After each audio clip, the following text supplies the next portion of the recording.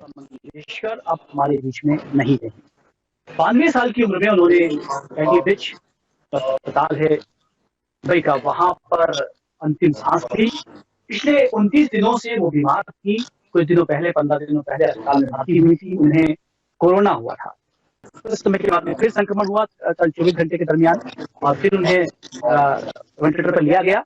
और आज ये दुखद खबर आई कि लता मंगेशकर नहीं रही। आज हमारे साथ स्टूडियो में मौजूद हैं संजय पटेल जी, रंगकर्मी हैं इंदौर से। हमारे साथ में मौजूद हैं माधवी चांदोलीकर, जो लता मंगेशकर के और से नवाजी भी गई थी इंदौर में। हमारे साथ में राशिका नीमा जी हैं, जो गायिका हैं। हमारे साथ में मौजूद हैं सुमित्रा जोशी जी, जो प्रोफेसर हैं और गायिका हैं। और हमारे साथ में मौजूद हैं प्रवीण खलीवाल जी, जो ज्येष्ठ पत्रकार हैं। लता मंगेशकर इस देश के लिए क्या है, हम सब के लिए क्या है, संगीत के लिए क्या है? समय संजय आज का पटेल ये जी। रविवार। जी जी, मैं बोल जी रहा हूँ। जी, आ रही आवाज। बसंत पंचमी का ये दूसरा दिन, दूसरी भोर। ऐसा लग रहा है कि वक्त कुछ देर के लिए थम गया है, और जो कुछ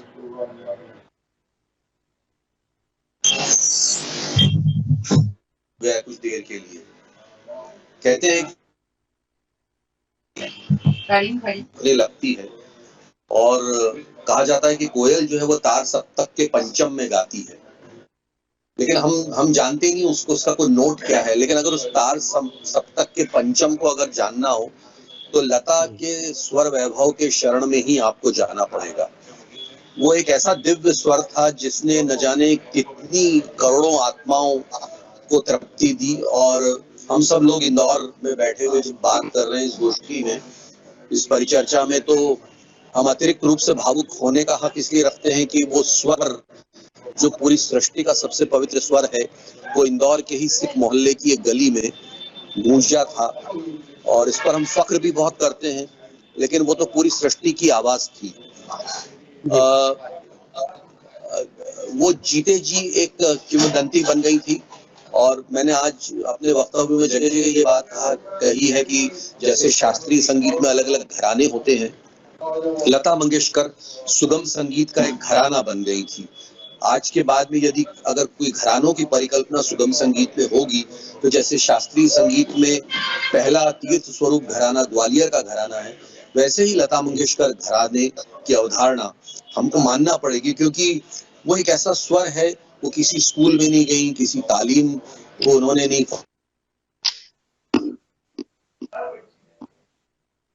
बहुत खूबसूरती से, और जो बेजोड़ संगीतकार मिले उससे उन्होंने निभाया। लता मंगेशकर को सुनकर उसी शुद्ध स्वर का विचार आता है जिससे हम नाद की परिकल्पना कर सकते हैं। नाद क्या होता है? बहुत सामान्य व्यक्ति नाद को नहीं समझता, आध्यात्मिक लोग इस बात को जानते हैं। अनहद से आया हुआ स्वर क्या होता है, जिसको कुमार गंधर्व ने गाया है, जिसको दक्षिण की महान स्वर को MS सुब्बलक्ष्मी ने गाया है। अगर उत्तर भारत में हम उस नाद की परिकल्पना करें तो लता मंगेशकर से शुरू होकर लता मंगेशकर पर ही समाप्त होता है। संजय जी, लता मंगेशकर को यूं कहा जाए कि वो क्या थी? वो एक प्रतिभा थी, वो एक मेहनतकश कलाकार थी, वो त्याग और बलिदान की प्रतिमूर्ति थी, वो आदर्शों का एक बड़ा नाम थी। वो क्या थी? अगर हम समग्र रूप से उनसे बात करें तो वो मूल रूप से वो ऊर्जा क्या थी?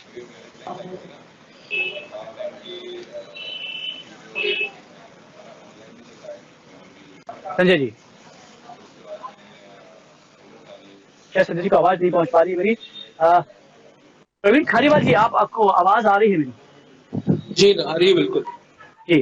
प्रवीण जी, इंदौर से लता मंगेशकर थी, यहाँ उनका जन्म हुआ और यहीं की मिट्टी में वो पली बढ़ी। और उसके बाद में पूरी दुनिया में अपनी गायकी से उन्होंने नाम रोशन किया। हमारे लिए फख्र का विषय रही और रहेंगी।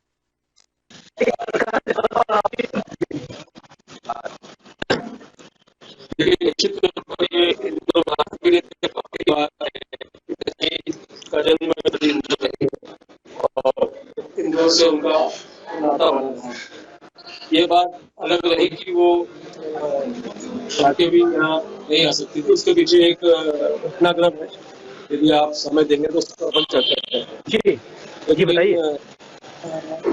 बात उन दिनों की है जब इंदौर में खेल प्रशाल, जो अब अभय प्रशाल के रूप में जाना जाता है, उसकी स्थापना हुई और उसके लिए फंड रेजिंग के लिए एक कार्यक्रम करना था और आयोजन की शुरुआत पत्रिका मीडिया के उस समय के मालिक अभय चंदानी जी, इनके विशेष प्रयासों से लता जी बताई थी और आगे बढ़ाती थी।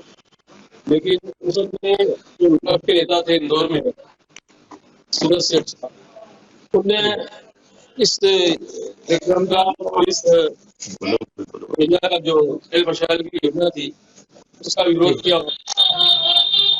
मंगेश को चेतावनी दी कि आप यहाँ पर मत आइएगा, लेकिन लता जी जो आई और आनंदी मार्ग पे श्री माया होटल में रुकी, वहाँ पर सूरज सेठ इस कदर डिस्टर्ब किया, हाथी लेके दूसरे हाथ रोड पे माइक लगा के विरोध में नाराबाजी की, तो काफी लता जी सहम गई थी, डर गई थी। और तत्कालीन मुख्यमंत्री उस समय अर्जुन सिंह जी थे और काफी अर्जुन सिंह की सूरज सेठ की अदावत थी, मतलब वो सब चीजें थी। लेकिन वो एक घटना का हिस्सा हुआ था। इसके बाद लता जी ने कभी विरोध रोक नहीं किया। आप 1984 की बात कर रहे हैं? तो एक या दो मरतबा इंदौर गई, एक बार भीम महाराज के आश्रम में दुर्गा रही हो और एक बार वो निजी यात्रा रही थी। लेकिन इसके बाद शुरू हुए अलंकरण समारोह में उन्होंने कभी हिस्सा नहीं लिया और इंदौर के तमाम महापौर रहे या मध्य प्रदेश के मुख्यमंत्री रहे, उन्होंने अनेक बार प्रयास किए कि लता अलंकरण उनके नाम से स्थापित आवाज है, वो एक बार आए, लेकिन वो कभी भी संगीत कार्यक्रम के लिए उन्हें हानि बनी। ये 1983 में जो उनको धक्का पहुंचा था, वो ताला उनके साथ रहा। हालांकि वो जो भी मिलते जाते खामियाजा हमें हमारे शहर को भुगतना पड़ा। बहरहाल लता जी हमारे बीच में नहीं है निश्चित रूप से, और हम सब भी फख्र करते थे, आज भी फख्र करते हैं और फख्र करते रहेंगे कि वो इंदौर में जन्मी और यही सितारा था, वो पूरी अलग और चमका। हमारे साथ में इस वक्त माधवी चांदोली करती है। माधवी जी, आपसे बात करना इसलिए भी लाजमी है कि आप लता मंगेशकर को ईश्वर तुल्य मानती हैं, आप शुद्ध गायक हैं, गायिका हैं, और आपने लता मंगेशकर का जो क्षेत्रीय अवार्ड होता है वो 2-3 बार लगातार लिया है। आप कुछ बताएं लता जी के बारे में। एक्चुअली वो पहली बार की जो प्रतियोगिता थी तो एक ही बार मैंने लिया है उसे। मुझे ऐसा लगता है कि लता जी स्पेशली हम लोगों को, यानी बचपन से उनको सुनते आ रहे हैं, उनके स्वर उनके हमारी नस नस में है वो, तो इसलिए लगता ही नहीं है कि वो नहीं है। She is all the time inside outside, अंदर बाहर चारों तरफ, हर जगह शुरुआत उनसे होती है, उनके स्वर से, एंड उनके स्वर से होता है, दिन खत्म होता है। इसलिए वो इतनी प्रोसेस जरूर हुई है कि एक तो ये शांति लगी कि उस शरीर को जो यातनाएं थी उनसे वो मुक्त हुई, क्योंकि आत्मा तो अजर अमर है और ऐसे लोग स्पेशल भेजे जाते हैं, भगवान के दूत है वो, ईश्वर के दूत थे, एक अमृत की बूंद थी नहीं है, तो हमारे लिए तो वो तो जो कुछ कर गई है ना, ये जन्म जन्मांतर तक हमारे ही साथ है, तो वो कहीं नहीं गई, वो और हमारे और करीब और अंदर आ गई। ये हमेशा बस, क्योंकि हम उनके बिना जी नहीं सकते हैं। उन्होंने हमारे सारे जनरेशंस को ट्रेंड किया है। एक आध्यात्मिक शक्ति है उनकी आवाज में जो ट्रांसफॉर्मेशन करने की ताकत रखती है। ये काम हुए हैं और ये जो काम हुए हैं बस वो हो गए हैं, दे आर परमानेंट, तो इसलिए उनका सिर्फ शरीर गया है, बाकी तो वो है हमारे साथ। बिल्कुल बिल्कुल। कोई गीत ऐसा जो आप उनका गुनगुनाया करती हैं जो आपको बहुत पसंद है? हालांकि उनके सारे गीत को ऐसा नहीं कह सकते कौन सा कमतर है, लेकिन कोई एक गीत आप हमें बताएं जो आपको लगता है कि लता जी आपको पसंद है।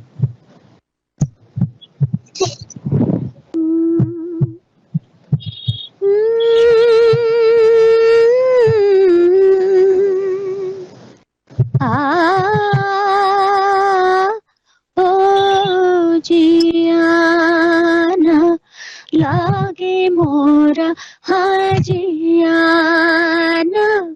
लागे मोरा ना जा रे ना जा रे ना जाओ पिया, जिया न लागे मोरा, ना जा रे ना जा रे ना जाओ पिया। देखिए यही सच्ची श्रद्धांजलि हो सकती है लता जी को, इस तरह से आपकी आवाज में या आपकी आवाज जो है कहीं उन तक पहुंच रही होगी, हम सब महसूस करते हैं। राशिका नीमा जी भी हमारे साथ में है। राशिका जी, लता जी एक गायिका के लिए, गायक के लिए क्या है, ये तो खैर इस पर तो बहस की बात नहीं है, लेकिन आप किस रूप में लता जी को याद करती हैं और करती रही?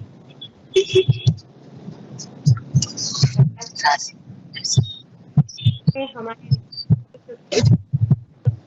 लिए हम शब्दों से हमारी शायद उसका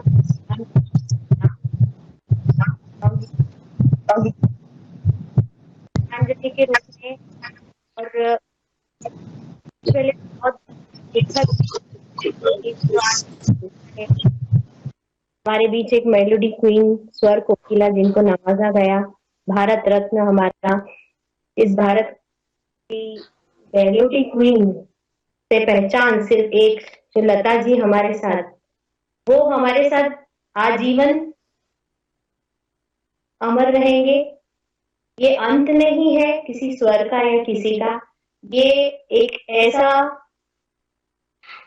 मेमोरेबल जो भी हमारे साथ लता जी का, हम तो खैर काफी छोटे हैं, लेकिन लता जी को हम बचपन में छोटे छोटे, तब से एक लता जी जो हमारे जहन में हमें जो ताकत दी है कि एक सिंगिंग के रूप में, जब हमने उनसे इंस्पायर्ड हुए कि लता जी 9 सेकंड में हो सकती, लेकिन लता जी ने एक जो अद्भुत तरीके से इस संसार को एक सुंदर आवाज के साथ जो अपना प्रेजेंटेशन दिया, और उसके बाद लोगों ने कॉन्वर्सेशन करके और जो भी समझ के उनका ट्रांसफॉर्मेशन हुआ कि लता जी को गाना, मतलब एक जहन, एक असेट हमारे पास वो देकर गई है, जिनके लिए कुछ भी कहना लाजमी नहीं, जिनके लिए कुछ शब्द ही कम पड़ जाएंगे दुखद के साथ। और हमारी इतनी पीढ़ियां, कई पीढ़ियां गुजर गई, जिन पीढ़ियों ने उनसे क्या लिया है, बिना किसी टीचिंग के, बिना किसी गाइड को, लता जी को 4 बार सुन लेने के बाद, जब अंदर से वो अंतर आत्मा जो बोलती कि वाह, हम भी ऐसा लता जी को अपना गुरु माने और स्वयं कोशिश करें कि उनको निभाने की कोशिश करें। 30,000 से ज्यादा जो अधिक, और कितना ही कुछ, कोई उनका कोई लिमिट ही नहीं है जिनके लिए, जो मैं कह रही हूँ कि निशब्द है।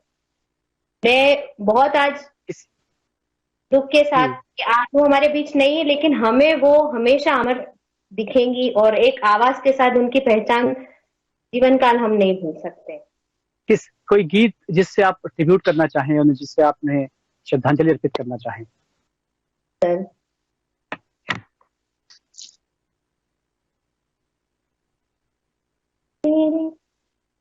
तेरे बिना जिंदगी से कोई शिकवा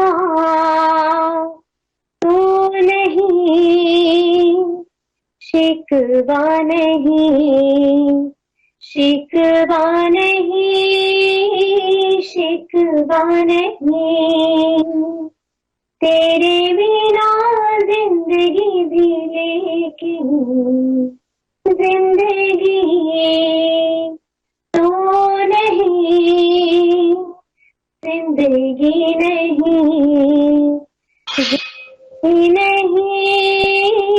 जिंदगी नहीं। जब हम लता जी के किसी भी गीत को सुन रहे होते हैं तो ऐसा लगता है कि लता जी का चेहरा सामने आ जाता है।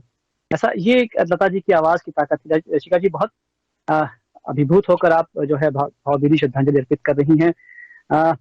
सुमित्रा जोशी जी, आप भी चूंकि गायिका हैं, आप प्रोफेसर भी हैं, लता जी को आप बहुत पढ़ती भी रही हैं, और एक गायिका के लिए हालांकि लता क्या है, लता जी क्या है, ये कहना की आवश्यकता नहीं है, लेकिन आपके लता जी क्या थी, एक गायिका के तौर पर आप क्या देखती हैं?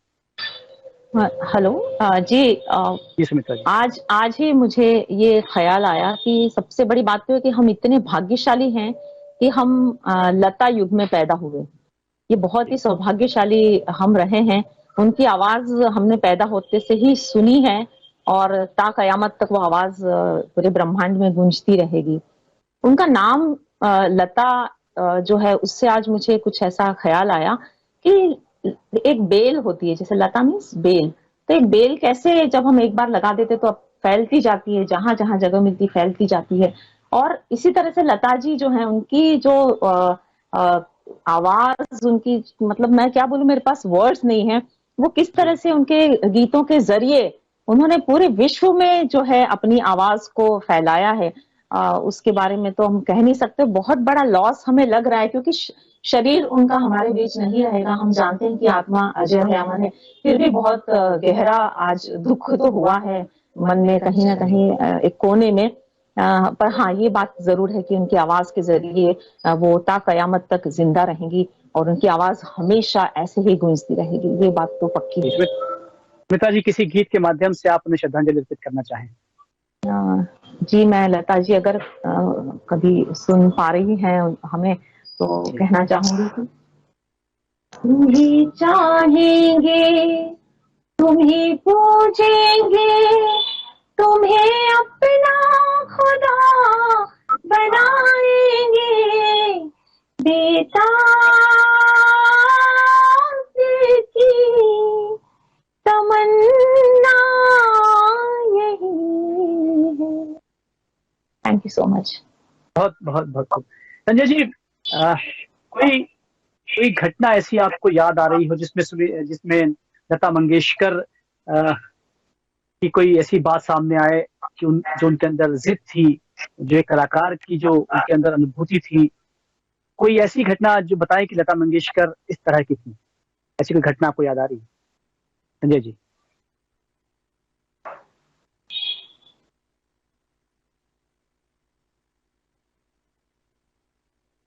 संजय पटेल जी, आप सुन पा रहे हैं मुझे? क्या संजय जी तक आवाज नहीं पहुंच पा रही है? माधवी जी, अगर लता मंगेशकर जी की बात की जाए और मेरे वतन के लोगों इस गीत की बात ना हो तो ऐसा लगता है कि कुछ अधूरा है। ये जो गीत लता मंगेशकर जी ने गाया, और घटना हमें याद आती है कि वो एक मंच पर थी उस वक्त, तत्कालीन प्रधानमंत्री नेहरू जी उस मंच पर थे, उनकी आंखों में आंसू आ गए। उन्होंने उसके बाद में स्वर कोकिला नाम जो है लता मंगेशकर का सामने आने लगा। तो ये गीत का क्या है, आप इसमें ऐसी क्या बात है जो हम सबको आज भी जब हम सुनते हैं तो हमारी आंखों में आंसू आते हैं? इतने एक तो सुंदर शब्द और उसके साथ साथ इतना सुंदर और प्योर स्वर जो सीधे दिल से निकल के दिल तक पहुंचता है, और जो व्यथा है उसमें, जो यदि हम एक्चुअली महसूस करें तो उसका एक एक शब्द ऐसा है जो दिल को चीर के रख देता है। और फिर लता जी उसको गाए तो फिर उसका और सोना हो गया। तो वो ऐसा गीत है कि आज भी आंख बंद करके उसको सुनो तो सिर्फ आंसू ही निकलते हैं आंखों से। इतना सुंदर बहुत गुनगुनाया करती हैं। हम जानते हैं कि आप इस गीत को कई बार गुनगुनाती हैं।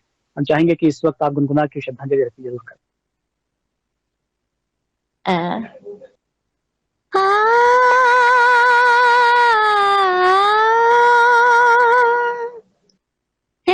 मेरे वतन के लोगों,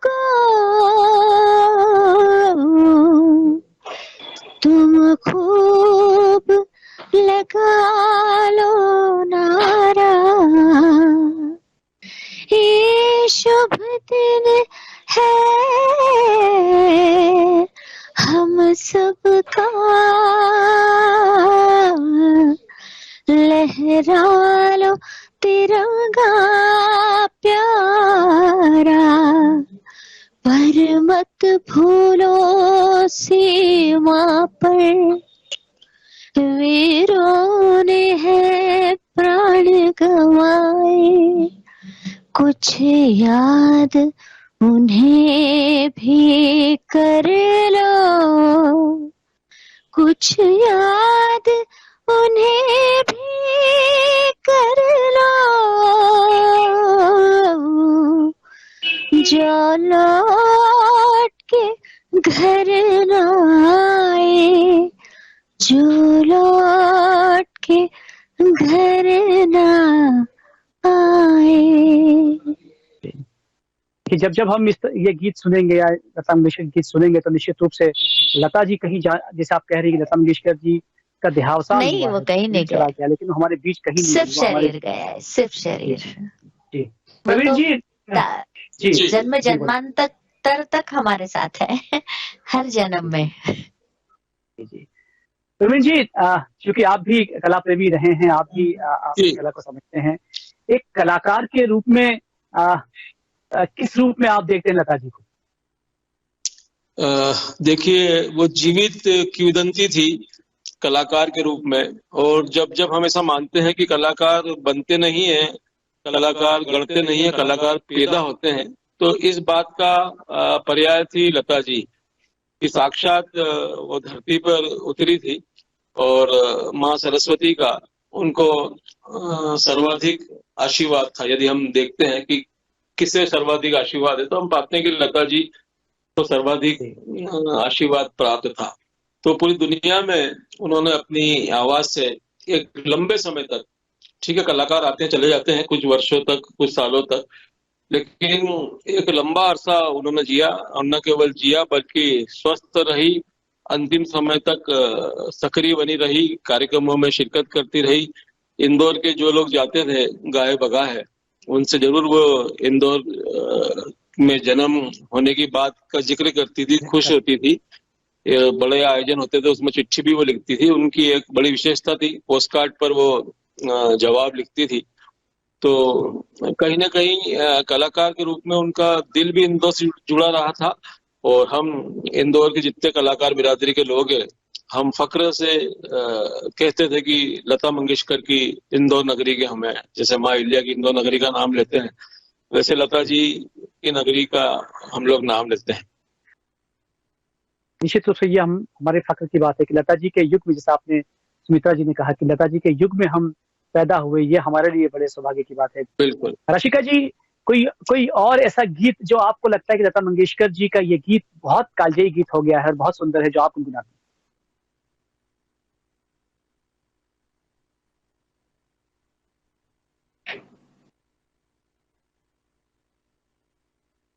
रशिका जी, आवाज आ रही है मेरी आपको? शायद रशिका जी की आवाज नहीं बन पा रही। सुमित्रा जी, आप सुन पा रही हैं मुझे? हाँ जी। जी कोई ऐसा गीत जो हाँ जी, जो आप गाना चाहती हैं लता मंगेशकर? मैं एक बात कहना चाहूंगी कि अभी मुझे एक शो में एक गाना गाना था, नींद ना मुझको आए। तो उसका वीडियो जब मैं देख रही थी, तो मैंने कहा एक बार या तो सॉन्ग सुन लो, वीडियो भी देख लो कि क्या एक्सप्रेशन है, जो नायिका है उसका भाव क्या है। तो उसमें जो है उन्होंने जो जब हीरोइन गाती है तो वो गाती है कि नींद ना मुझको आए, तो जो आए जिस तरह से गाया है वो अंगड़ाई लेते हुए गाती हैं। तो वो उनकी आवाज में पूरी अंगड़ाई, लता जी की आवाज में वो पूरी अंगड़ाई में उन्होंने उस आय को लिया है। मैं शायद उतना अच्छे से नहीं निभा पाऊं, कोशिश करती हूँ। जी नींद ना मुझको आए,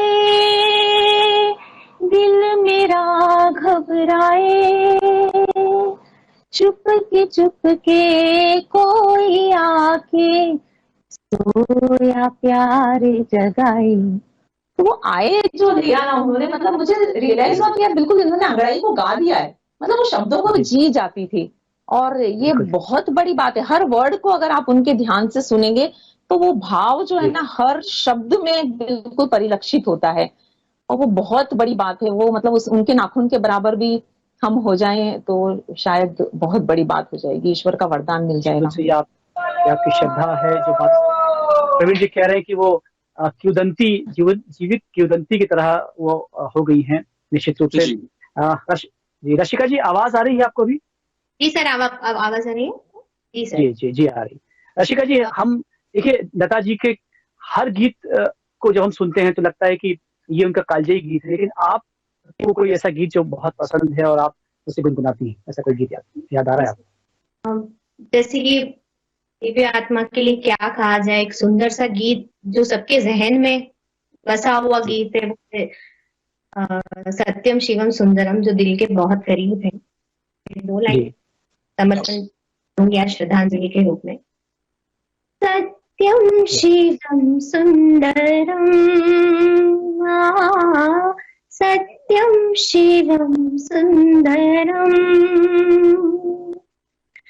सत्यम शिवम सुंदरम, सत्यम शिवम सुंदरम, सत्यम शिवम सुंदरम, सत्यम शिवम सुंदरम। ईश्वर सत्य है, सत्य ही शिव है, शिव ही सुंदर है। सत्यम शिवम सुंदरम, सत्यम शिवम सुंदरम। ये गीत क्या है, इसको बयान करना भी सभी के लिए नामुमकिन है। जो भाव से लता जी ने इस गीत को समर्पण किया है वो निशब्द है। मेरा तो एक ही भाव लता जी के लिए हमेशा है कि वो निशब्द है, स्पीचलेस है, जिनके लिए कुछ भी कहना शब्दातीत है। हमारे शब्द जो है वो छोटे पड़ जाते हैं उस बड़ी विभूति को प्रकट करने के लिए। संजय पटेल जी शायद आवाज नहीं सुन पा रहे हैं, समय चूंकि कम है। प्रवीण जी, मैं अंतिम प्रश्न करना चाहूंगा। लता जी हमारे बीच में हैं, रहेंगी, कलाकारों से तो खैर वो विलग हो ही नहीं सकती, आमजन की जबान पर रहेंगी, लेकिन उसके बावजूद भी अब इस वक्त अगर हम बात करें तो हमारा क्या उत्तरदायित्व है? लता जी को किस तरह से याद रखा जाए, उनकी याद में ऐसा क्या किया जाए कि वो हमें याद रह जाए। गीतों में मैंने कहा, गीतों में तो खैर वो याद रहेंगी, हमें उनकी ऊर्जा के रूप में हमारे साथ में रहेंगी, लेकिन ऐसा क्या कुछ करना चाहिए? क्या सरकार का कोई दायित्व है कि इस संदर्भ में कुछ करे? निश्चित तौर पर पंकज जी, अच्छा आपने मुद्दा उठाया है। लता जी जब सशरीर थी, जब लोग कहते थे कि कभी लता जी गुजरेगी तो इनका गला देखेंगे कि ईश्वर ने क्या इनको नियामत बख्शी थी, लेकिन वो एक कहने की बात थी। लेकिन हाँ, लता जी की स्मृति को चिरस्थायी बनाने के लिए, क्योंकि मध्य प्रदेश के हम लोग बाशिंदे हैं, इंदौर के बाशिंदे हैं, तो मध्य प्रदेश सरकार को इसमें इनिशिएटिव लेना चाहिए और एक अंतर्राष्ट्रीय स्तर का एक शोध संस्थान बनना चाहिए जो युगों तक लता जी और लता जी से जुड़ी जो सुगम संगीत की विधा है उसको लेकर एक बड़ा केंद्र बने कि देश और दुनिया के लोग वहां पर गुरुकुल की तरह संगीत सीखें। लता जी की गाई हुई हजारों हजार चीजों में से मैं समझता हूँ एक युग इस शो में 2-3 कलाकार हमारे साथ जुड़ी हैं। जितनी बार उनका गाना सुनो उतनी बार उसमें नई चीज सीखने को मिलती है। यदि किसी गाने को आप 100 बार सुनेंगे तो 100 बार आपको उसमें शब्द हैं, बुरके हैं, एक शब्द पे उनका अलग अलग अंदाज है, हर बार ये सीखने को मिलता है। तो यदि 30-35 हजार गीत, गजलें, भजन यदि है तो मैं समझता हूँ कि पीढ़ी दर पीढ़ी का ये काम है। और मध्य प्रदेश सरकार जो कि लता मंगेशकर अलंकरण समारोह संचालित करती ही है और उसके लिए उनको व्यापक रूप से एक बड़े शोध संस्थान की परिकल्पना तैयार करना चाहिए। पूरे देश भर के जो विशेषज्ञ लोग हैं उनसे सुझाव बनाना चाहिए, क्योंकि जिस तरह से अभी इस समय देश में बड़े बड़े गुणीजनों की मूर्तियां लगाने का काम हो रहा है, म्यूजियम बनने का काम हो रहा है, तो उसी संदर्भ में, उसी सिलसिले में कोई एक बड़ी योजना यदि मध्य प्रदेश में और विशेषकर इंदौर में होती है तो मैं समझता हूँ ये उन्हें एक सच्ची श्रद्धांजलि होगी और ताउम्र संगीत से जुड़े बच्चे और नई पीढ़ी के लोग उससे कुछ न कुछ सीखते रहेंगे। बिल्कुल आपने सही कहा और हम चाहेंगे, देखिए प्रवीण जी, जो बात आपने उठाई है ये साधना न्यूज के माध्यम से मध्य प्रदेश सरकार तक पहुंचे, मुख्यमंत्री शिवराज सिंह चौहान तक पहुंचे और इस बात को चिरस्थायी किया जाए कि लता मंगेशकर हमारे इंदौर से थी, हमारे बीच से थी और एक बड़े कलाकार के रूप में वो स्थापित हों और उन्हें याद किया जाए। जो आपने बात कही, हम चाहेंगे कि उस पर काम हो और साधना न्यूज चाहेगा कि उस माध्यम से वो हम लोगों तक भी पहुंचाएंगे, सरकार तक भी पहुंचाएंगे। आप हमसे जुड़े, बहुत सारा धन्यवाद। लता मंगेशकर हैं, थी और हमेशा रहेंगी, ये हम सभी इस बात को इससे अवगत हैं। लेकिन ये भी सच है कि अब देह उनके साथ में नहीं है, उनके गीतों के माध्यम से, उनकी आवाज के माध्यम से वो चिरस्थायी हो गई हैं, वो अमर हो गई। बहुत सारा धन्यवाद आप सभी का। आप देखते रहिए साधना न्यूज।